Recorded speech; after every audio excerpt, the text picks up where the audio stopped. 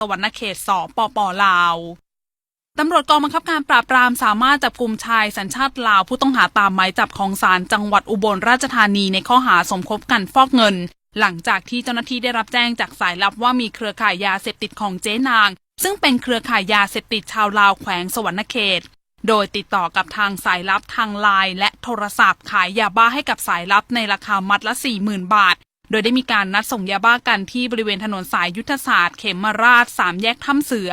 ซึ่งอยู่ตรงข้ามกับบ้านหนองบัวท่าฝั่งสปป.ลาวจึงได้ประสานกำลังฝ่ายความมั่นคงในพื้นที่เพื่อสกัดกั้นจับกุมผู้กระทำความผิดและต่อมาเจ้าหน้าที่ก็ได้ตรวจยึดยาบ้าจำนวน34มัดประมาณ 48,000 เม็ดยาไอซ์อีกจำนวนหนึ่งจากชายจำนวน3คนซึ่งกำลังนำยาเสพติดใส่กระสอบเดินอยู่ริมแม่น้ำโขงและขณะที่เจ้าหน้าที่แสดงตัวชายทั้ง3คนก็วิ่งหลบหนีไป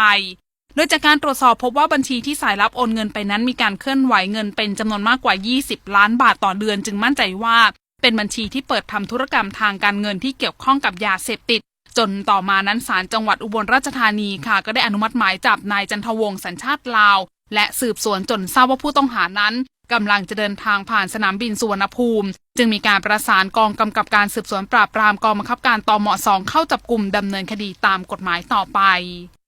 จบการเสนอข่าว 12:03 นาทีค่ะ